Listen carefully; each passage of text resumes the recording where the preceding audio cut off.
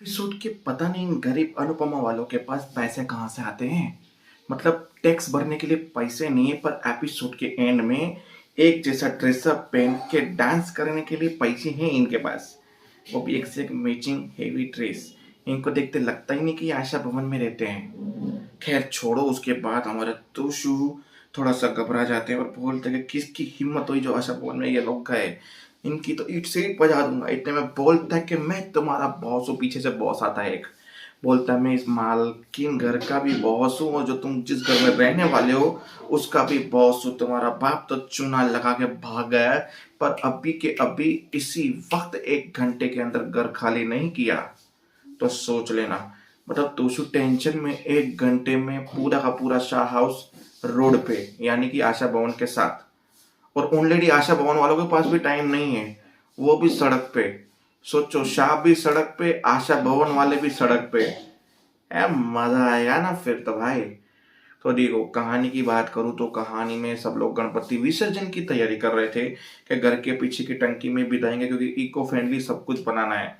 तो क्यों इतने सारे गणपति तुम लोग पानी में डुबोते हो, ये सब कुछ करते हो, घर की टंकी में डुबा दो और उन पानी को पौधों में डाल दो। मैसेज अच्छा था। इतने में आते हैं कि भाई आशा भवन वाले विसर्जन के साथ साथ अपनी भी तैयारी कर लें।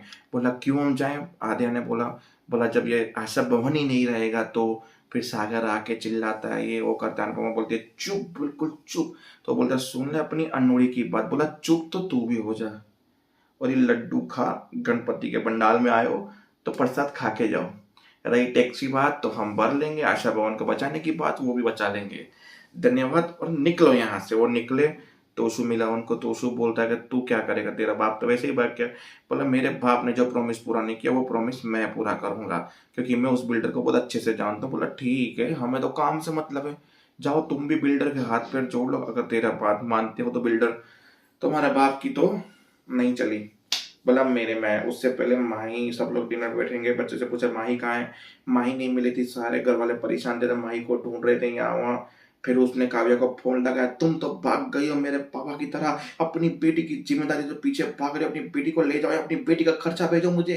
काव्या ने फोन काटा, नहीं लेके जाऊंगी बेटी को, ना खर्चा दूंगी, जो करना है कर ले, क्योंकि तेरी बकवास सुनने के लिए मैं इधर नहीं बैठी हूँ।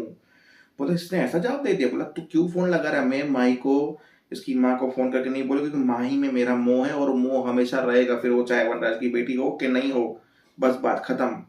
तो घर में वही झगड़े चलते रहे, बच्चे के सामने बोलते रहे मेरे पापा की बेटी नहीं, अगर होती तो मैं एक बार समझ भी लेता, ये वो।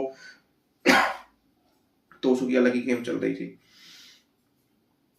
आशा भवन में भी हमारे ये जो सागर भाई सब काम करते करते थोड़े से नर्वस दिख रहे थे, यहाँ वहाँ देख रहे थे, ऊपर देख रहे थे हाउस में। और अब मैं समझ तो गई कुछ तो बाद में गड़बड़ है। फिर चाय पीते पीते अनुज और अनुपमा की बातें हुई कि हमें अब कोर्ट में केस तो लड़ना पड़ेगा, पर कोर्ट में वकीलों की फी बड़ी बड़ी होती है। हमें कैसा अच्छा वकील ढूंढना पड़ेगा जो उनकी ईट से ईट बजा सके। बोला अनुपमा ने बोला कि आपने हमेशा एक नए लोगों को चांस दिया था ऑफिस में, ये वो, तो क्यों ना एक ऐसे नए वकील को ढूंढे जिसकी फीस ना के बरोबर हो और काम दिल से करे, क्योंकि उसका पहला केस या नया केस समझ के करे। बोला राइट, मैंने कितने नए लोगों को चांस दिया, तो ये इसके लिए भी दे सकता हूँ, पर ऐसा ढूंढना पड़ेगा। तो ढूंढने की जरूरत है, सागर है ना, भले उसकी पढ़ाई अभी इनकम्प्लीट ही पर कंप्लीट होने ही वाली है, वकील बनने ही वाला है। दाव पेच तो हमें समझा ही सकता है। एक्सपीरियंस में बाबूजी और बाला अंकल भी है। लड़ेंगे तो जरूर, इस बार उनको माफ नहीं करेंगे। फिर पूरी कथा सुनेंगे कैसे अनुज ने उनको धक्के मार के बाहर निकाला, फिर उनके जो चौकीदार ने सपोर्ट किया, क्योंकि हमने उनकी मदद की थी। स्टाफ वालों ने मुझे इंक्रीज किया कि आप करो, हम आपके साथ हैं। तो बस यही लेक्चर, ये सब चीजें चलती रही एपिसोड के अंदर। बाकी कुछ खास था नहीं। तो देखते हैं आगे इनके शाह हाउस, आशा भवन के लफड़े और ये घर का मैटर कब सॉर्ट आउट होगा। और टैक्स भरने के पैसे नहीं, और डांस और मेकअप, डिजाइनर कपड़े, मैचिंग कपड़े।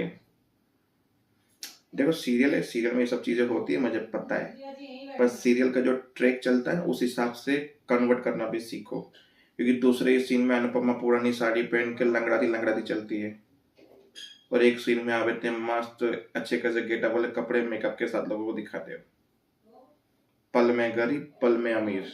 वाह, जय।